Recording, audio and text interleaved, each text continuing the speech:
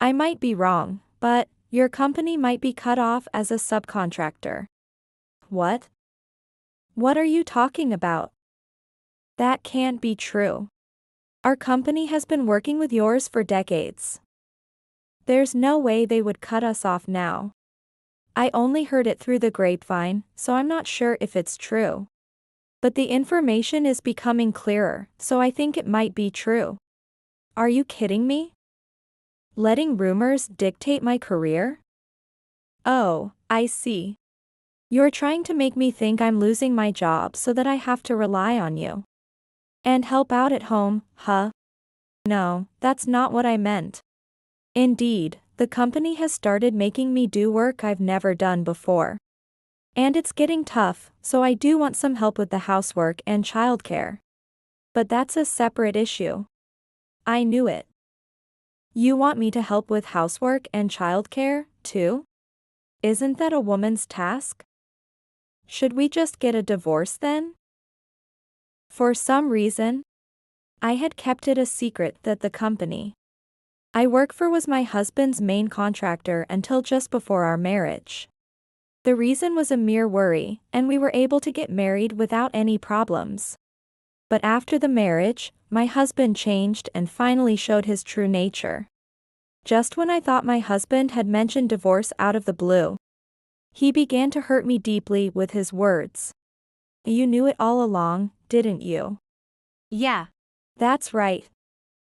I pretended to be drunk and started talking to you. After hearing these shocking words from my husband, I thought I could no longer stay with him. If it's about divorce, I would rather ask for it myself. I understand. I can't stay with you anymore. We should get a divorce. Sure. Don't blame me if you regret it later. My husband thinks I will regret getting a divorce. But it is more likely that he will be the one to regret it. My name is Kelly. I work as a system engineer at an IT system company. Our company provides IT solutions to various industries, and it's quite a large company.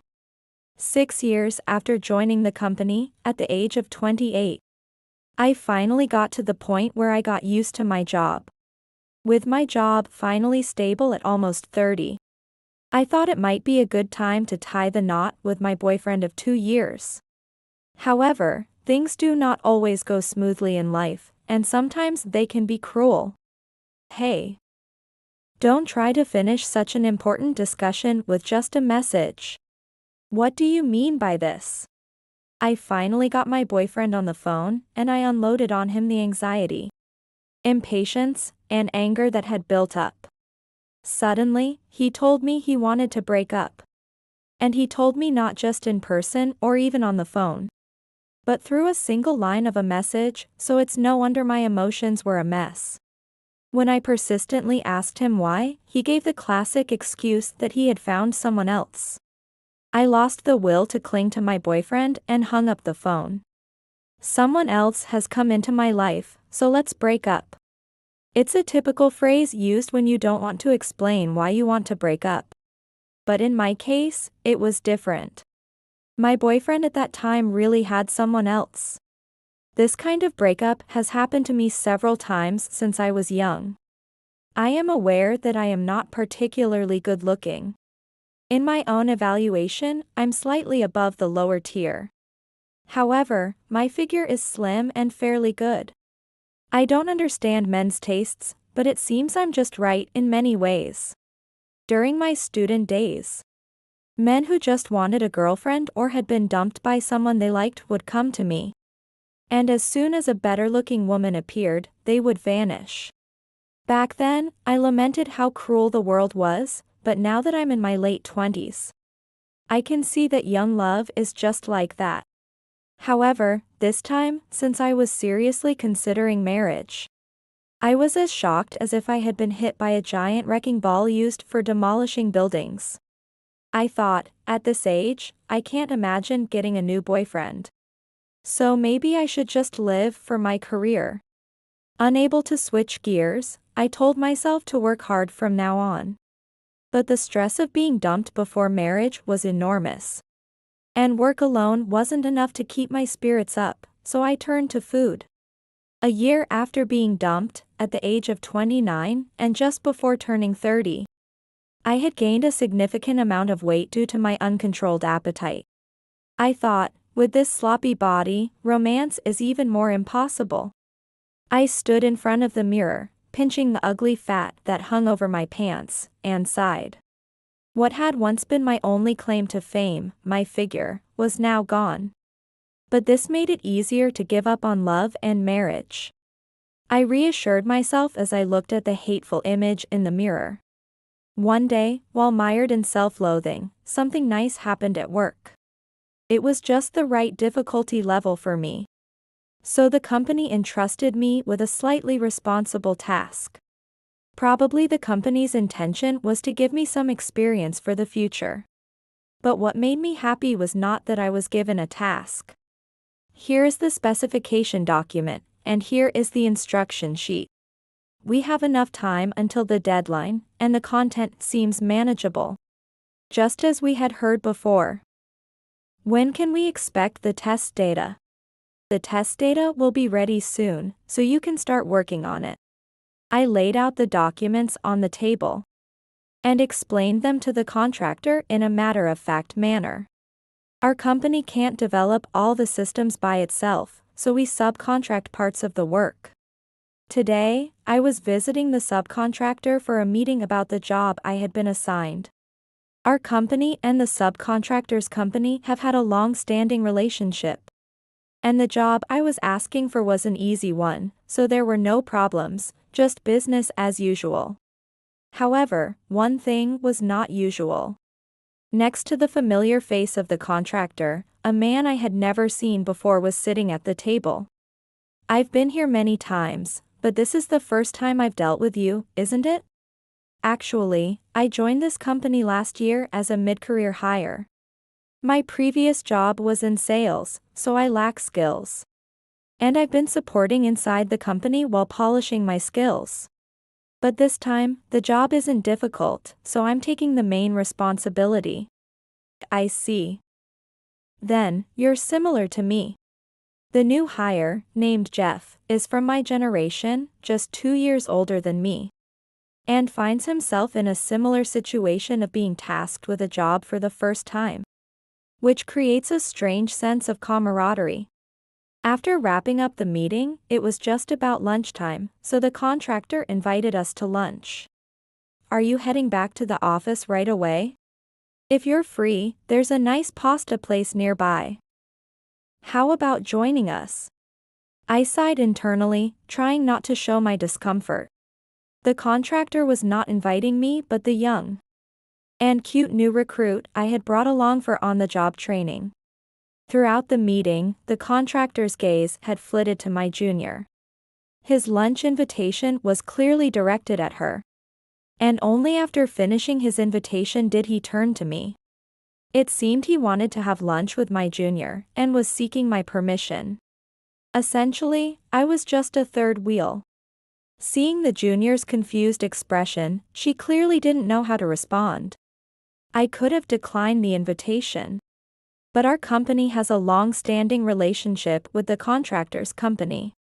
I didn't want to spoil the impression of our company based on my personal reaction. So I reluctantly agreed to join them for lunch. A pasta restaurant? That sounds great. I'm looking forward to it. All right, I'll go get ready then. Can you wait a moment? Let's hurry. It's bad to keep a lady waiting. Ah. Understood. We headed to the pasta restaurant, not particularly keen on the idea. Along the way, the contractor, who wasn't even Jeff's boss, happily engaged the junior in a discussion about work. Jeff and I followed behind. I'm sorry about this sudden situation. He tends to push his kindness. Oh? Yeah. I know. Don't worry about it. Right. You're more familiar with our company than I am. Despite just having had an unpleasant experience. Jeff's considerate words and cheerful smile somewhat cleansed my mood. However, the contractor soon dampened it again. I'll have the seafood pasta then. Is that enough for you, Kelly? Over here they have a pizza that comes with a mini pasta. What did he mean by that?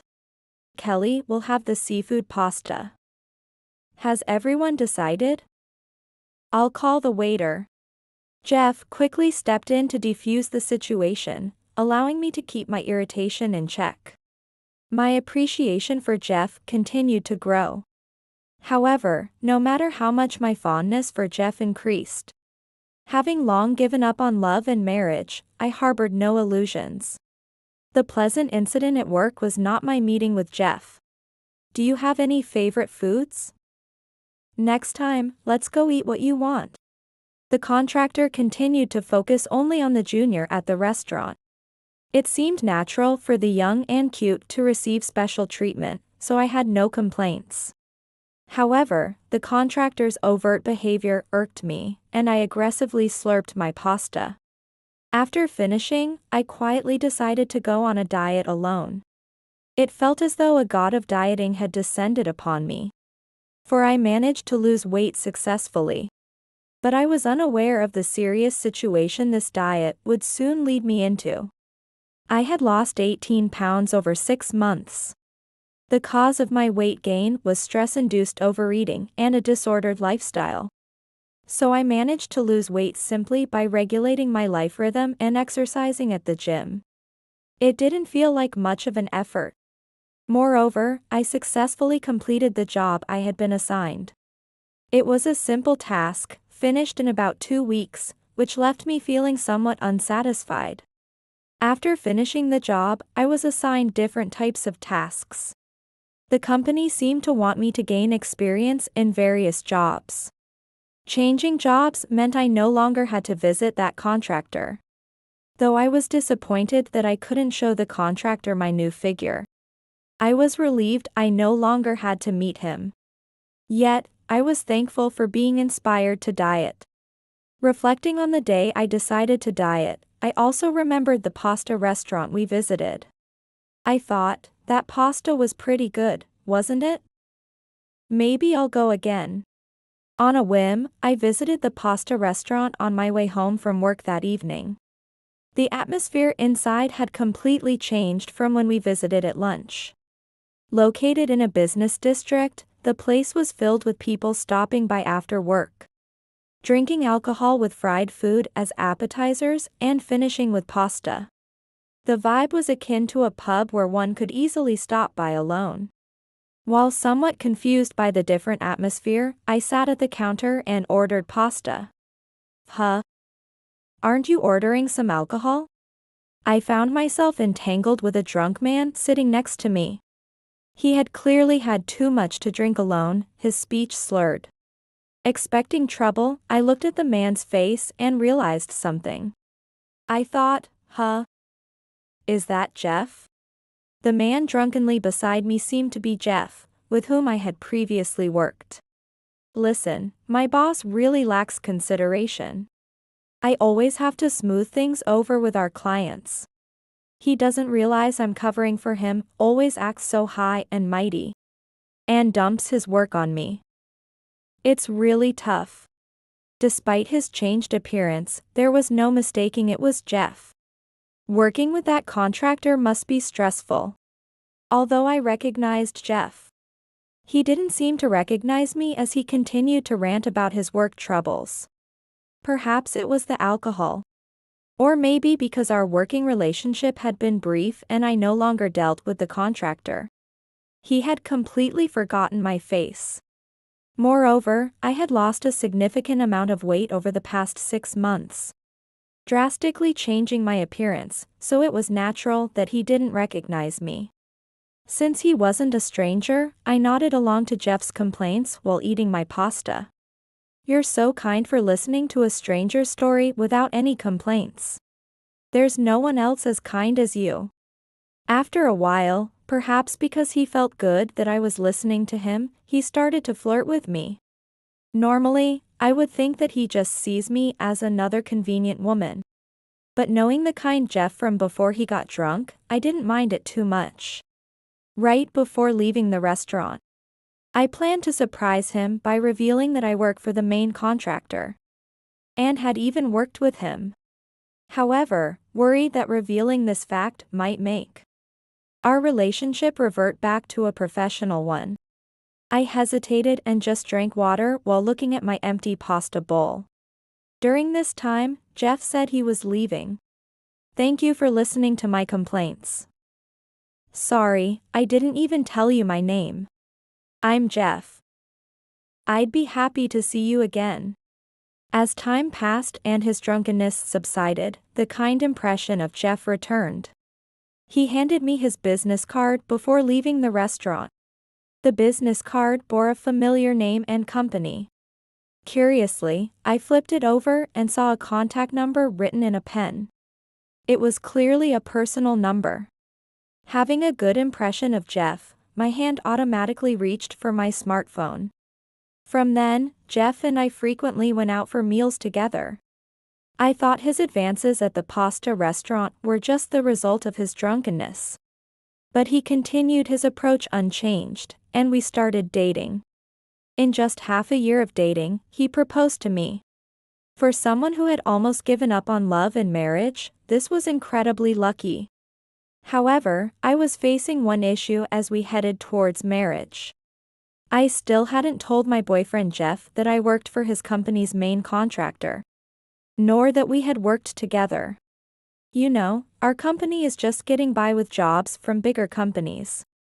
If we get cut off from being a subcontractor, we can't survive. They know this and often push us too hard. Is that so? But there's the subcontracting law, right? They can't just hand off work with unreasonable deadlines and costs, can they? That's why they push the limits, setting just barely manageable deadlines or slightly lower costs within an acceptable range. And they put on a face like, you can handle this, right? It makes work always tough and frustrating. You work in IT, so you must understand, right? Yes, being a subcontractor is tough. I played along as if I were a third party. Jeff had forgotten my face. He also seemed to have forgotten my name, as he didn't recall me even when I introduced myself. I had given him my business card, but since we no longer interact professionally, he hadn't had a chance to look at it again, and so far, I had managed to keep my identity secret. I knew I had to reveal my true identity someday. But Jeff often complained about my company, making it hard for me to bring it up. I regretted not talking about it at the pasta restaurant before losing the timing. But it was too late for regrets now, and it was my responsibility. It was unthinkable not to tell my husband about my job as we were getting married. I prepared myself for any reaction and decided to tell him about my company. I work for your company's main contractor.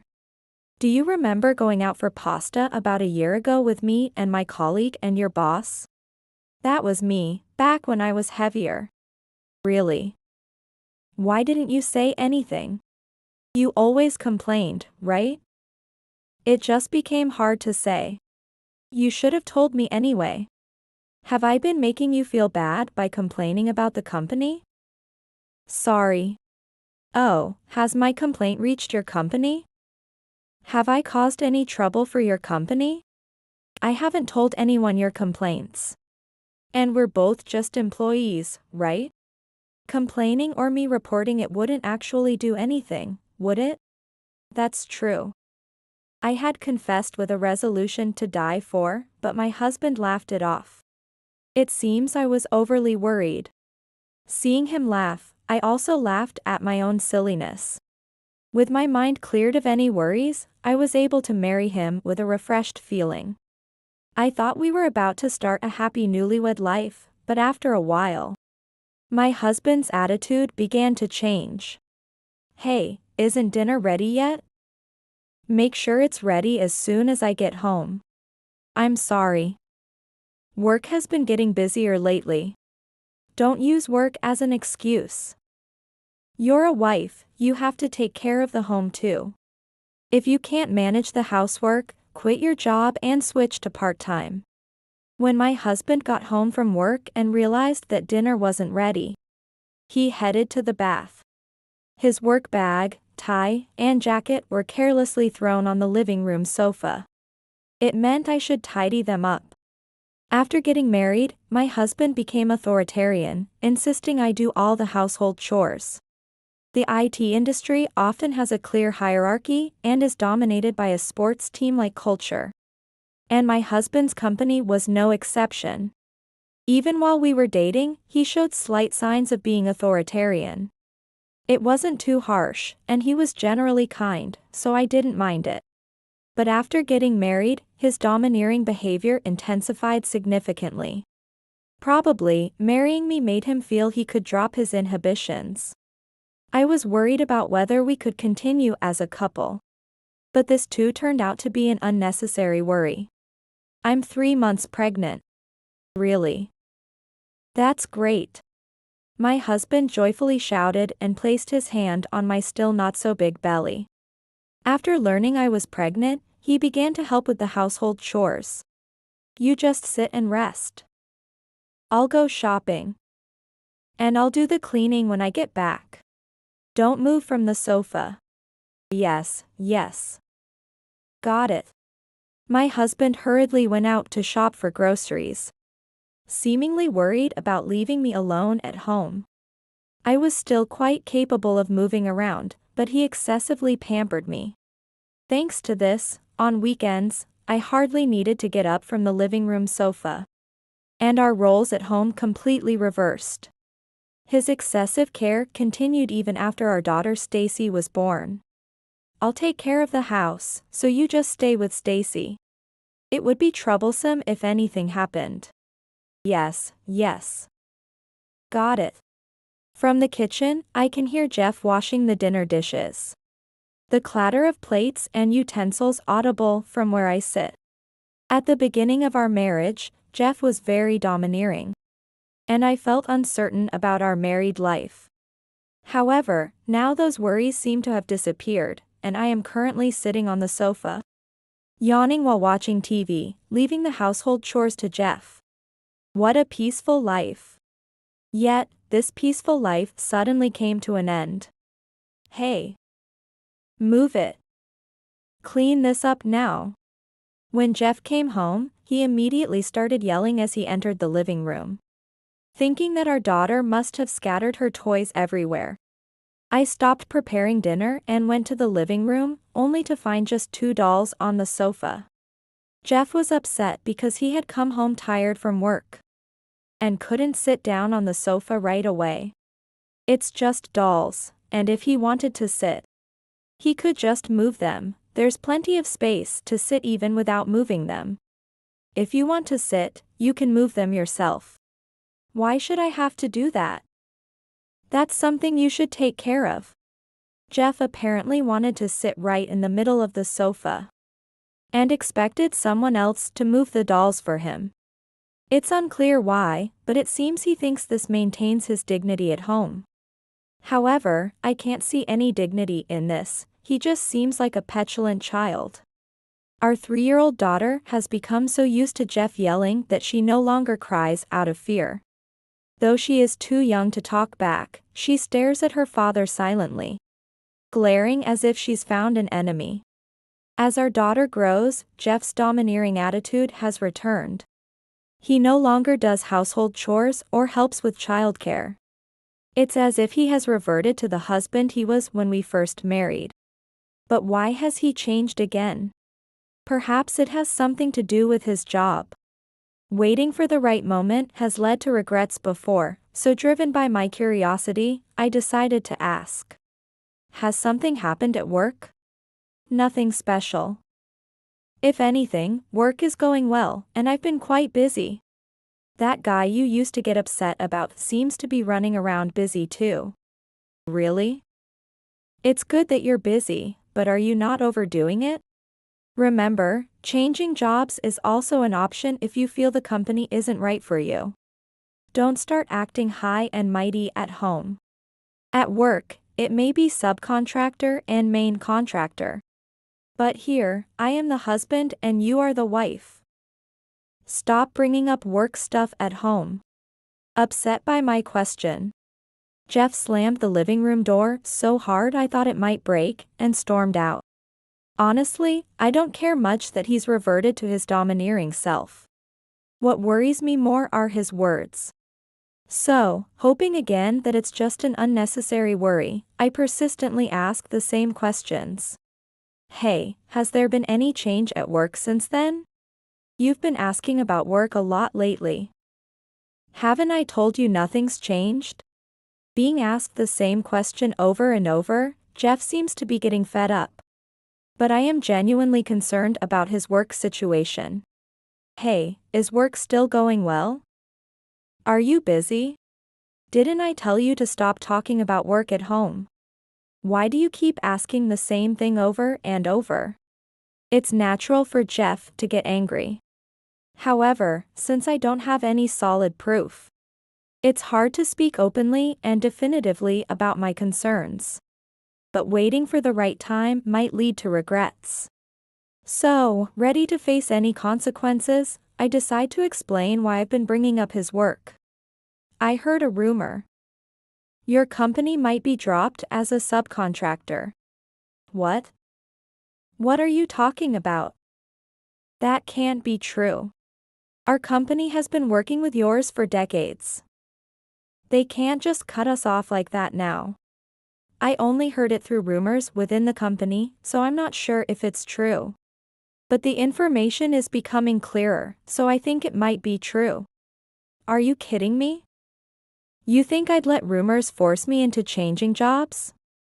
Oh, I see. You're trying to make me think I'm going to lose my job so that I have to rely on you and help out at home, right? No, that's not what I mean. Indeed, the company has started making me do work I've never done before. And it's getting tough, so I do want some help with the housework and childcare. But that's a separate issue. I knew it. You want me to help with housework and childcare, right? Isn't that women's work? Should we just get a divorce then? I had gathered all my courage to speak up, but Jeff laughed it off. Moreover, he seemed really upset by what I said, suddenly bringing up divorce as if he was revealing his true feelings. Don't mention divorce so casually. Even as a joke, it makes me angry. It's not really a joke. Honestly, I was just desperate to get married after turning 30. And at that point, anyone would have done it for me. Then you showed up at the company. At first, when you were overweight, I thought no way. But when I saw you at the pasta restaurant that night and you had lost weight, I was surprised. Then I thought, well, this I can handle. I was so shocked by what Jeff was saying that my mind nearly went into a panic. I had only told him we had met just before our marriage, so he shouldn't have recognized me at the pasta restaurant yet. As I fell silent with a bad feeling, Jeff mercilessly continued to wound me with his words. You actually recognized me at the pasta restaurant, didn't you? Yeah. That's right. I pretended to be drunk and started talking to you. Did you really think someone who's just slightly above the lowest in terms of facial attractiveness would seriously fall in love and get married within half a year? A little kindness, and you followed right along. It's clear you've only been in shallow relationships up until now. Man, I never thought the talking skills I picked up in sales would come in handy like this. Why did you pretend not to recognize me until I said something? I thought you might be okay, because you work for the main contractor at our company. Being young and entrusted with leading a junior, I thought you were well regarded. If you're well regarded, then in a few years, I might benefit from your position. Maybe you could pull some strings for me when we work together? If you could get me a good evaluation from the main contractor, it would be easier for me to get a good position at my company. But then you switched jobs right after we started dating. Don't disappoint me like that. If that was the case, you should have broken up with me then. My goal was just to get married to anyone. Why would we need to break up? Besides, there's a chance I might end up working with your company again. I feel my fists clenching tighter and tighter. It seems I have always been treated just as the convenient woman since my student days. And nothing has changed. If it were just a relationship, I could reflect on it, switch my feelings, and move on. However, this time, we're married with a child. I desperately wanted to believe that Jeff was just angry and didn't mean what he said. There were times after we got married when you were kind to me. Remember, like when I was pregnant? You're desperate not to get divorced, huh? Well, I guess you would be desperate, considering your age, your looks, and the prospect of being a single mom in her mid-30s. I was nice to you when you were pregnant because I liked the kid, not you. Besides, kids are only cute when they're little. Once they start walking and get bigger, their cuteness drops off a cliff. That's why I thought I might as well end it. What does it mean that they are no longer cute when they grow up? Does he think of our daughter as a pet? No, even pets are family. Nobody would say they got bored because the pet grew up. It's okay if I'm the only one who gets hurt by his harsh words. However, I cannot forgive him for treating our daughter as less than a pet. I'd rather ask for a divorce myself. I've decided. I can't stay with you anymore. I want a divorce. Huh? Given your age and looks, remarriage would be hopeless, you know? Are you sure you want a divorce? Jeff seemed surprised that I brought up divorce, showing a moment of panic. However, he has a sports-like personality and dislikes taking back his words. He also doesn't think I'm worth reconsidering the divorce for. Fine, let's get divorced. It doesn't look like you'll be coming back to work for my company anyway. But don't regret it later. He accepted the divorce with a disdainful laugh. I had been concerned about his job and wondering if I could somehow help. But now we were heading towards divorce. Knowing his true nature, I can no longer continue with him. It's good this way. He thinks I will regret the divorce, but it's more likely that he will. We proceeded with the divorce. Since he still had a job and wasn't struggling financially, there was no dispute over property or child support. Now, living away from my petulant ex-husband, my daughter and I lead a peaceful life. However, a few months later, as if to shatter that peace, my ex-husband called in a frantic state. It was you. You did something, didn't you? What are you talking about? Our company is getting cut off as a subcontractor. Just like you said it would. I won't let you say you weren't involved. Decisions like cutting off a subcontractor are above my pay grade, aren't they? Then why did you know our company was going to be cut off? I told you it was a rumor within the company. They're trying to complete the work internally by acquiring companies with the necessary technology, making them subsidiaries, and transferring the subcontracted work to them. Was that rumor true? Yes. There was quite specific information about which company, and when it would become a subsidiary, so I thought it was credible and told you. But you didn't believe me. Initially furious, Jeff's voice grew weaker over the phone. Although I couldn't see him, it seemed he had slumped to his knees. His company had depended heavily on the work from my company. As he now faced the prospect of losing his job, his despair was understandable. You should have told me specifically. If I had trusted what you said, we could have taken some action earlier. Just hearing we might be cut off isn't enough for me to believe it, right? Don't be unreasonable. Corporate acquisitions start and end with secrecy. That's why the details don't get out, and it's just rumors. You didn't trust what I said because it was a rumor. Negotiations began around when I went on maternity leave, and were supposed to be resolved in about 2 years, but got complicated and only recently concluded. There are many cases where negotiations faltered due to leaks, so the company was very tense. How could I give detailed information in such circumstances? Even if I knew, as a rank-and-file employee, there's nothing I could have done. Maybe you couldn't have done anything, but your company could have, right? If I had complained about our company cutting off the subcontractor, it could have impacted the acquisition discussions. That's a huge risk. I already took a big step just by mentioning the possible cutoff. You should be grateful for that. Also, you mentioned that work got really busy before our divorce, right? Yeah. My boss suddenly started dumping a lot of work on me, running around like crazy. Maybe your company sensed what was coming. Companies often offload work on subordinates and get hectic when management is under pressure. So, the company is really on the brink, then? I don't know, but it's possible. By the way, before we divorced, I said my work had also gotten busier. But that's because I was seconded to a subsidiary to gain experience in new tasks. After finishing the work for your company, the negotiations hadn't started yet. But the plans for the acquisition were already underway back when we were dating. From the other end of the phone, I heard a thud. It seemed my ex-husband had collapsed. My ex-husband approached me thinking I was from the main contractor and even married me.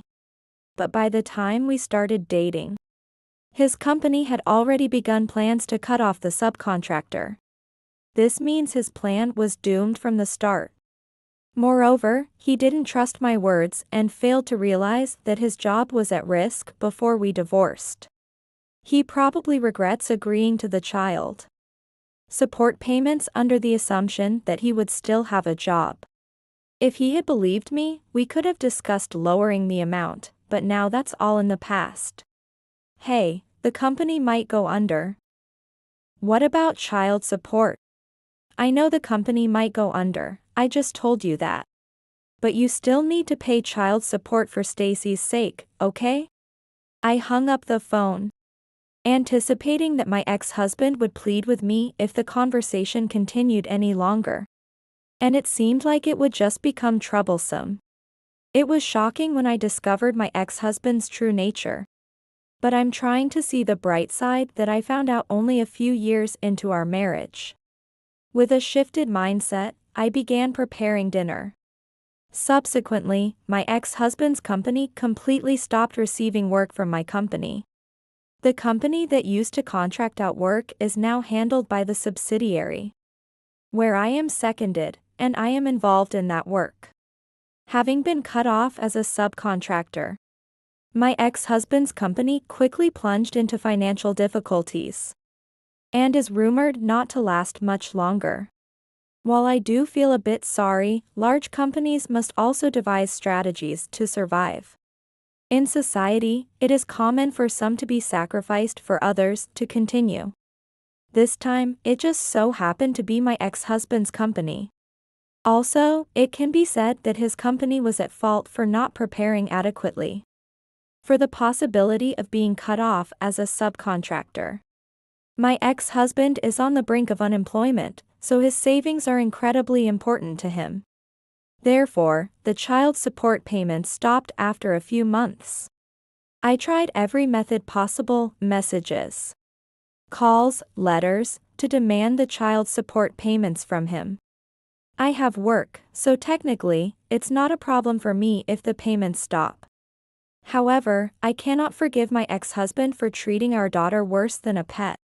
And part of me seeks to inflict mental distress on him just out of spite. That I also harbor resentment for the way he treated me as just another convenient woman. Like all my previous boyfriends, remains a secret. Eventually, the phone calls stopped connecting, and I lost track of where he moved to. He will likely never appear before me again. I think it's better this way, I don't want to see his face anymore. Now that he has completely disappeared, I can fully focus on my work. Previously, I used work as a diversion from heartbreak. But this time, I am truly dedicated to living for my work. From now on, I plan to work hard for my daughter's sake.